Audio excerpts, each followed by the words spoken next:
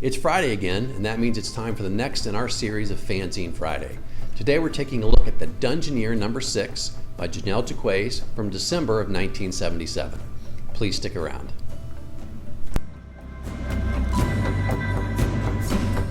I'm AZ Mountaineer, and this is our channel, Old School Rules, where we celebrate the community of old school gamers and grognards who like classic RPGs, miniatures, magazines, and everything that goes with it.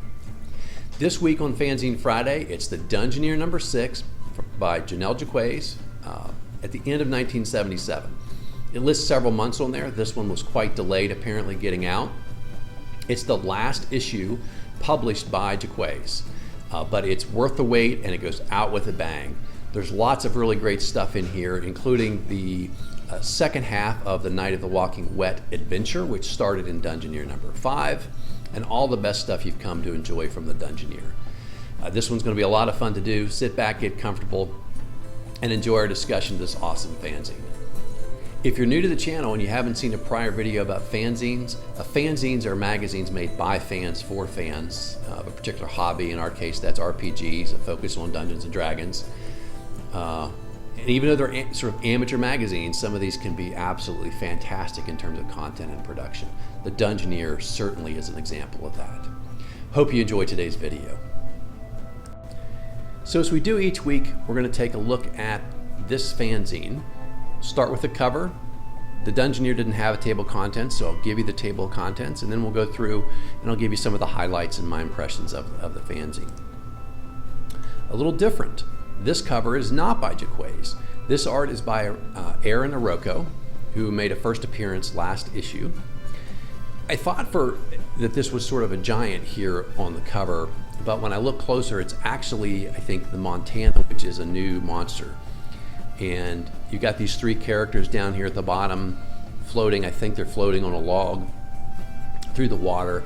And once we describe the monster to you, I think you'll understand they're probably floating towards their doom, because this monster is pretty darn tough, but that's some great art right there.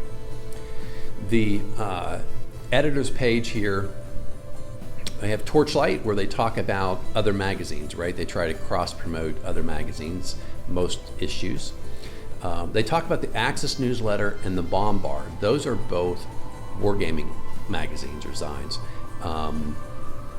And then they have some new stuff. They repeat the Troll Crusher, which was in the last one, which is from the UK. It's a D&D centric zine. It is in the more traditional format, I think, where they solicit a lot of contributions, and so just contributors send stuff in and they get added in. Much more so like the Dungeoneer, really, if you'll notice, like a lot of the content comes from this gaming group. They mentioned Detroit WinterCon 6, just for those of you who are curious. And then they have some new fanzines. Underworld Oracle, which I have, and I'm going to talk about those in future videos, is from the UK. They say it's Scottish. They say they think it seems very inspired by the Dungeoneer, and I would agree that its format and its content seem to follow very closely to what the Dungeoneer was trying to do. There's another one they talk about called the Wild Hunt. The Wild Hunt is more focused on the Dungeon Master or the referee, so a lot more content for them than maybe something that players would want to read or interact with. And the last thing they mention here actually isn't a fanzine at all. It's the Manual of Arania. I think I'm saying that correctly, which is a collection of some different types of character classes you could have and some other information, just sort of ideas to use in your campaign. And it's a really cool item, and I think I have a copy of that. We'll talk about it some point on a future video somewhere. Okay, so here's your table of contents. The publisher's note we just discussed.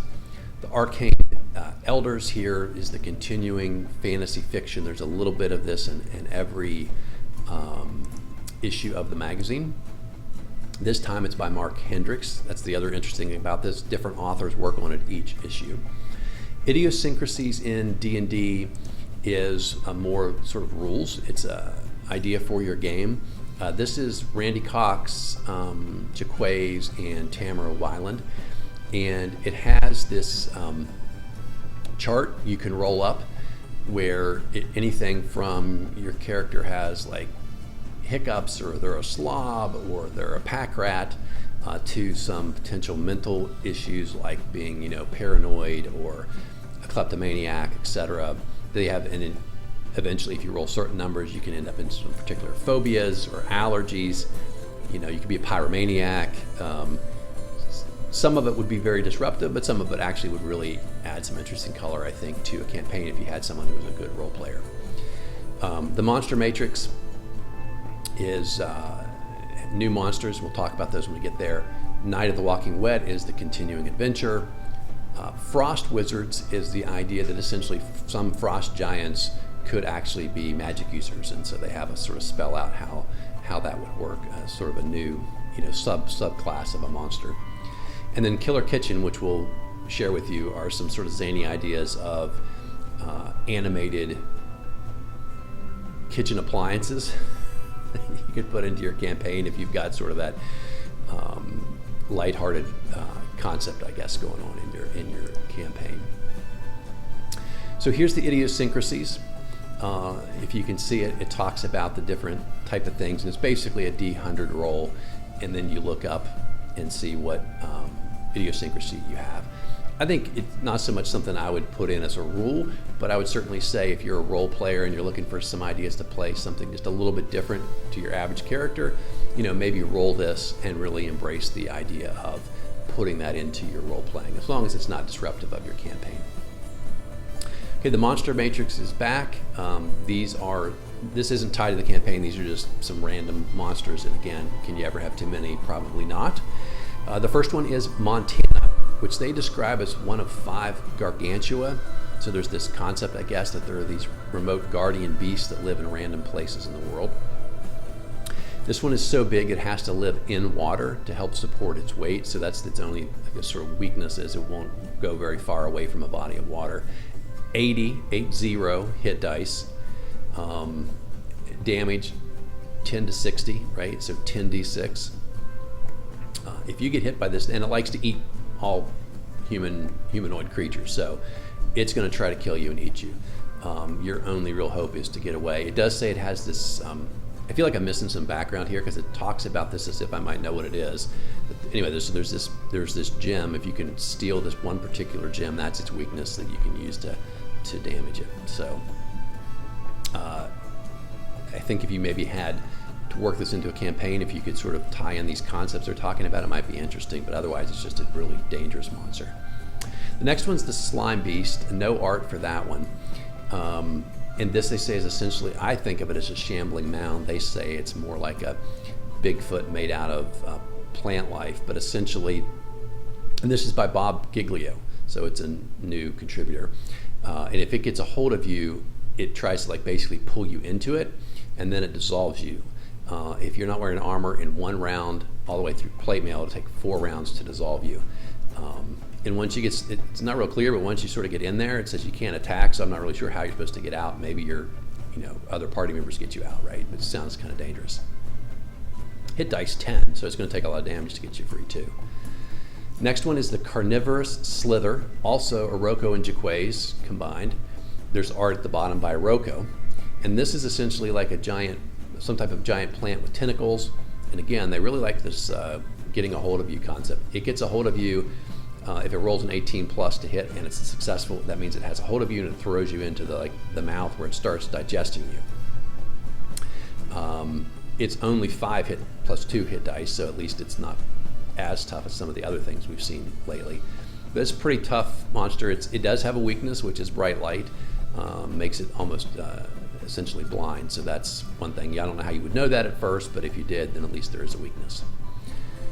The next page, again by Bob Giglio, is spectral soldiers. This is a new type of undead. It's essentially warriors who were sent off in a sort of suicidal mission, refuse to leave because now they want to kill, they're angry, I guess, and they want to kill people. The next one is the Warp, which I kind of like. It's by Tom Johnson, also I think a new contributor. And he says this was a magic user, an alchemist, wanted something that wouldn't wander off, and so it's a suction cup on the bottom, so once you stick it someplace, it can't move. It has 7 to 12 tentacles with shuriken at the end, sharp bladed knives at the end of these tentacles. It gets 1 attack per round per arm, so if it has 7 to 12 arms, it's doing 7 to 12 attacks per round. Only 1d6, but you know, it says there can be up to 12 of these maybe in somebody's lab or whatever. They'd be pretty deadly guardians, which is what they're intended to be. And finally, we have the Terror Bat, which is in the Walking Wet adventure. It's essentially a bat with a curved tail that has like a hook horror on the end.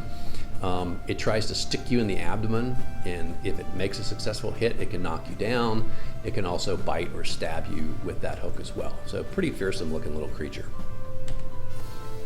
And now we're skipping ahead to the Killer Kitchen just because these are similar to monsters. And this is Merle Davenport, and he's got a coffee grinder who can shoot beans at you. He's got a gas stove, which again, I mean, wouldn't exist in your world unless you have a little crossover, but it'll breathe fire. Cameras, refrigerators that try to get you inside and suffocate you. A sink that'll squirt you with soapy water and blind you. I mean, I don't know what was the inspiration here.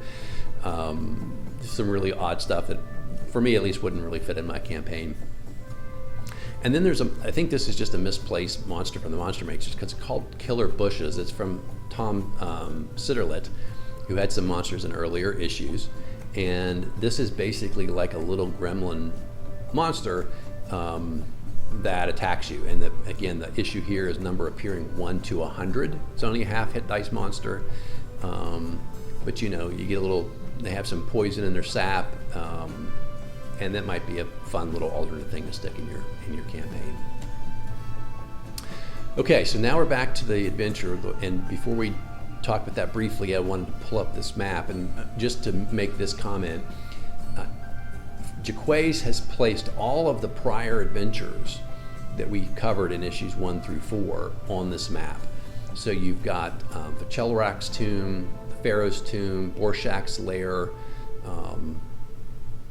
and Merlin's garden are now all on this map in this one location. I'm not really sure how the logic of that is. Those things don't really seem connected, but you know, I guess they wanted to put all their things in one place, and maybe in their world, that's, you know, their campaign, that's how they had done that. And then you have the second half of the Night of the Walking Wet.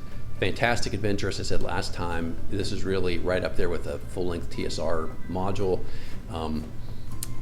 Worth it in the end. If you can make it to the final, you know, boss battle and victorious, the reward, 1 million gold pieces worth of gems.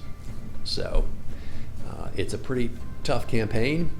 It might be a little too large for a reward, especially gems, because you could, in theory, actually carry those all out with you. But anyway, great adventure. If you can get it here, if you can get it, I'll mention at the end, there's a reprint that was done of this. If you want to get it through the reprint, which is a very economical way to get this content, or if you can get the recent reprint from the North Texas RPG Con, as well. Those are all great options. If you can get a copy of this adventure, you definitely would. You'll love it. And so that's it for this episode of Fanzine Friday. This is sort of the end of an era. There are more Dungeoneers. There are 2 more that are sort of similar to this, and then it gets transferred to Judges Guild and becomes a larger size, and it's a slightly different, you know, product at that point. But this is it, 1 through 6, the Jennell Jaquays era, if you will, of the Dungeoneer. Just fantastic fanzines. Really sets this, for me, sets the standard of what a fanzine can be. Every issue, I think you can tell, I think is just excellent, excellent vintage RPG gold. And now for your bonus. I mentioned at the beginning there was a very economical way to get all the content for Dungeoneer number 1 through 6 in case you can't find or can't afford to buy the original issues. And here it is. The Dungeoneer was handed off for a couple of issues, and then it became property of Judges Guild. And so they owned all the IP, they owned the back issues as long as those were still available. And then they put out this, a compendium. There's 2 printings of it, but they're the same. A compendium of issues 1 through 6. You can get this on eBay for like $10 to $15. Just watch for it. It comes up all the time. They printed a lot of these. And it has all the content, all the monsters, all the articles, and all the adventures. It's a really great way to get all this content and be able to read through it on your own if you want to look at anything I talked about here in these first few videos of issues 1 through 6. So that's it for today. I hope you enjoyed this series so far. I hope you enjoyed today's video. And until next time, my friends, keep rolling 20s.